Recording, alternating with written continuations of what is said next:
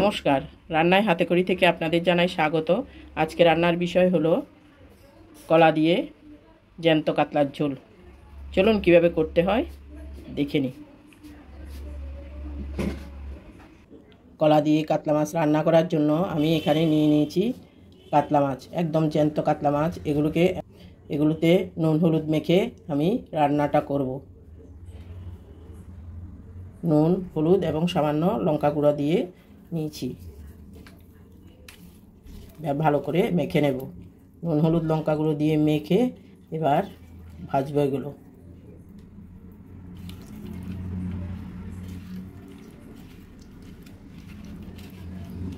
মাছগুলোকে আগে সুন্দর করে পরিষ্কার করে ধুয়ে নিয়েছি। এখন নুন হলুদ মেখে একটু রেখে দিচ্ছি। এদিকে কড়াই বসিয়ে তেল গরম করব। উনানে কড়াই বসিয়েছি, কড়াই গরম হয়ে গেছে। এবার দিয়ে দিচ্ছি তেল।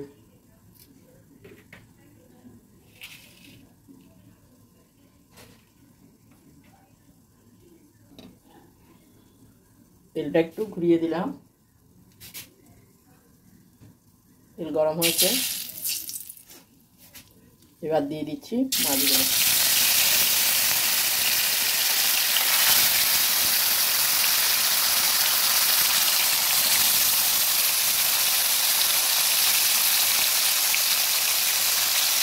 উল্টে পাল্টে মাছগুলো ভেজে নেব।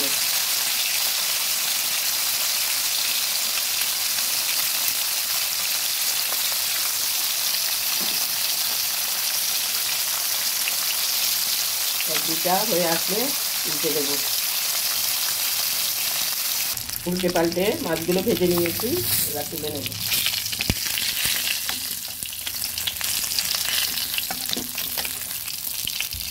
এক এক করে তুলে নিচ্ছি। এই মাছ থাকতে থাকতে সাইড দিয়ে আমি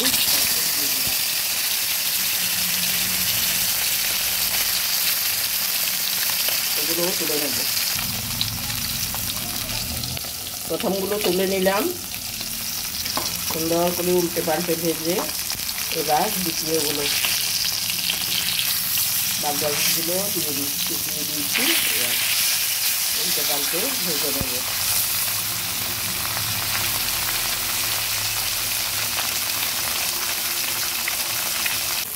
এই মাছগুলো সুন্দর করে উল্টে পাল্টে ভেজে নিয়েছি, এবার তুলে নেব।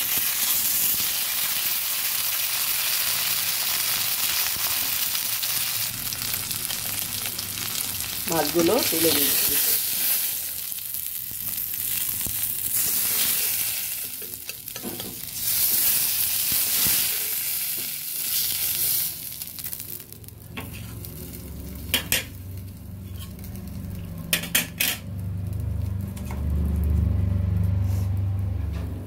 এক এক করে সব মাছগুলো ভেজে তুলে নিয়েছি।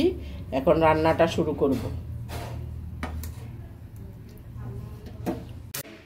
কলা দিয়ে মাছ দিয়ে রান্না করার জন্য আমি কলাগুলোকে এরকম লম্বা লম্বা করে কেটে হলুদ জলে ভিজিয়ে রেখেছি। সঙ্গে একটা ছোট আলুও দিয়েছি, এরকম পাতলা পাতলা করে কেটে, কলার মতো লম্বা লম্বা করে পাতলা পাতলা করে কেটেছি। এখন রান্নাটা শুরু করব। মাছ ভাজা কড়াইটার মধ্যে আমি আর একটু তেল দিয়ে দিচ্ছি।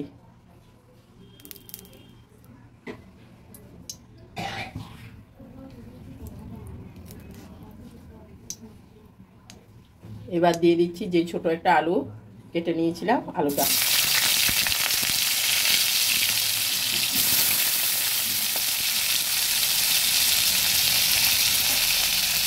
আলুটাকে হালকা ভেজে নেব।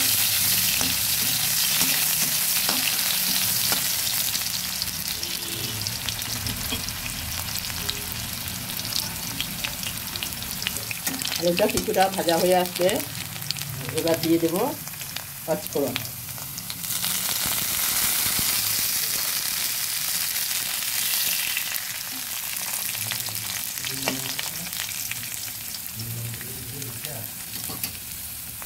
পাঁচফোড়নটা ফুটে আসুক, এদিকে আলুটাও আর একটু ভাজা হোক।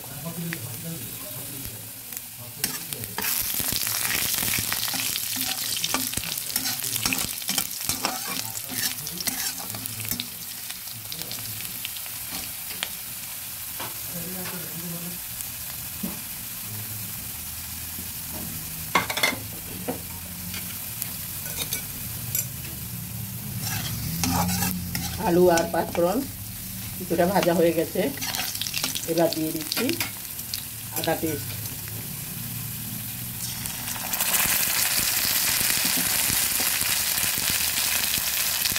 এখানে 1 চামচ আদা পেস্ট দিলাম।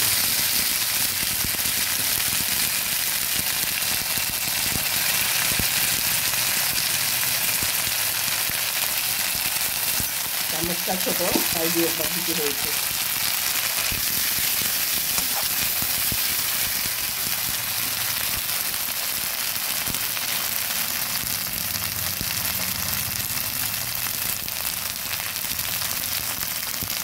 আদাটা কিছু ভাজা হয়েছে, এবার দিয়ে দিচ্ছি পেঁয়াজ পেস্ট। এই পেঁয়াজটা সম্পূর্ণ অপশনাল, আপনাদের ইচ্ছে না হলে না দিলেও কোনো অসুবিধা নেই। আমি হালকা একটু দিয়েছি।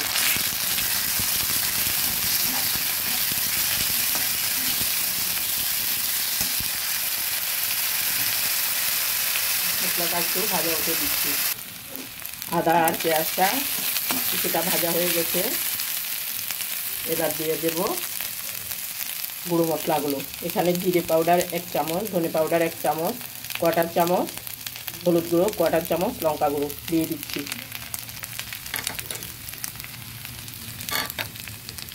সঙ্গে দিয়ে দিচ্ছি একটুখানি জল।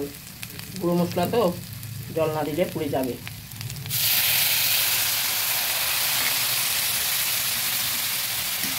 ভালোভাবে মিশিয়ে দিচ্ছি।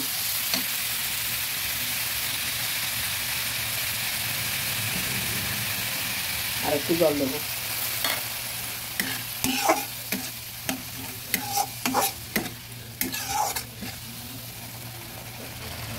ভালোভাবে ফুটে উঠুক।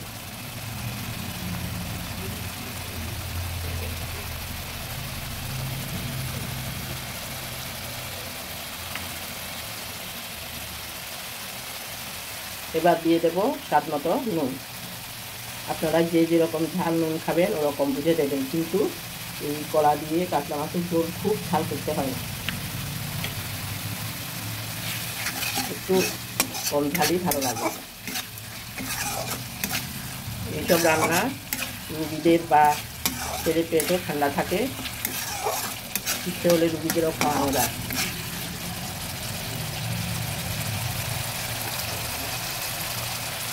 মশলার সাথে আলুটাও ভালো করে ভেজে নিলাম। এবার হলুদ জলে মাখা কলাগুলোকে সুন্দর করে ধুয়ে দিয়ে দিচ্ছি।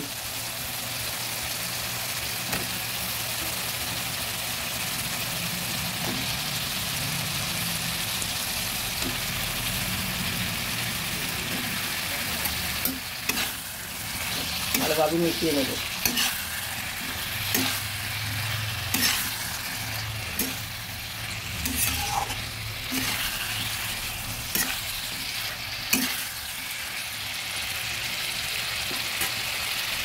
এর জন্য ভালোভাবে নেড়ে চেড়ে কিছুক্ষণের জন্য ঢাকা দিয়ে রাখছি।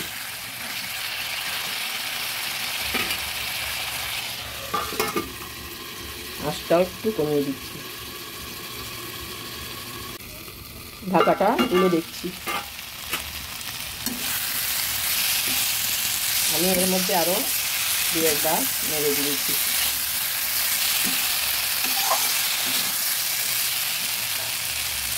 আর একটু ঢেকে দিচ্ছি।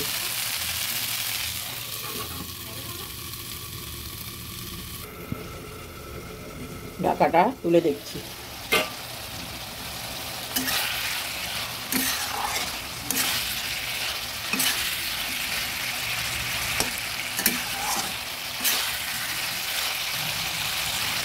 কলা আলু প্রায় সিদ্ধ হয়ে গেছে, আমি এবার জল দিয়ে দেবো। আরেকটু নেড়ে চেড়ে এবার জল দিয়ে দেবো।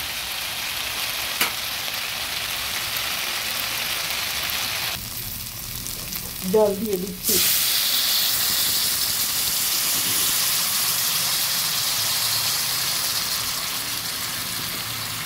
জল দিয়ে দিলাম।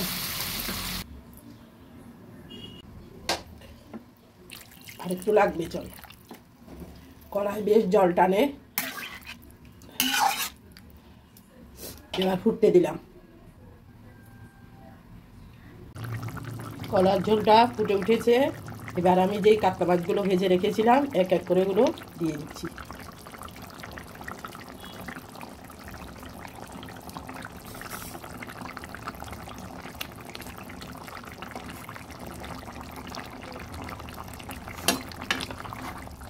হালকাভাবে নেড়ে দিলাম।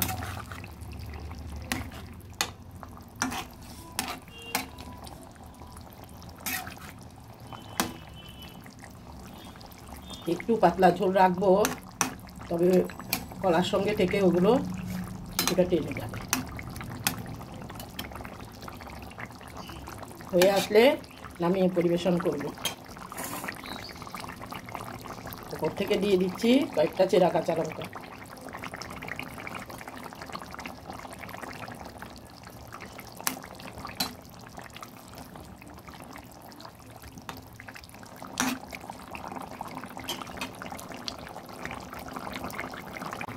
আমার কলা দিয়ে কাতলা মাছের ঝোলটা হয়ে গেছে, দেখুন কি সুন্দর হয়েছে। আলু এবং কলাগুলো ভালোই সিদ্ধ হয়ে গেছে।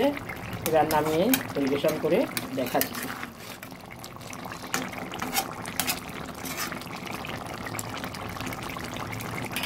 আমার এই ভিডিওটা যদি ভালো লেগে থাকে তাহলে লাইক, শেয়ার, কমেন্টস করতে ভুলবেন না। সাবস্ক্রাইবও করবেন। পরিবেশন করে দেখাচ্ছি। আমার কলা দিয়ে জ্যান্ত কাতলার ঝোলটা হয়ে গেছে, দেখুন কি সুন্দর হয়েছে। আপনারাও করে, আমি যেভাবে দেখিয়েছি ওইভাবে করে দেখবেন। খেতে যেমন সুস্বাদু তেমন স্বাস্থ্যকর। এগুলো কলা দিয়ে বিশেষ করে রোগীদেরকেও খাওয়ানো যায়। আজকের জন্য এখানেই শেষ করছি। সামনে দেখা হবে নতুন কোনো রেসিপি নিয়ে। ধন্যবাদ।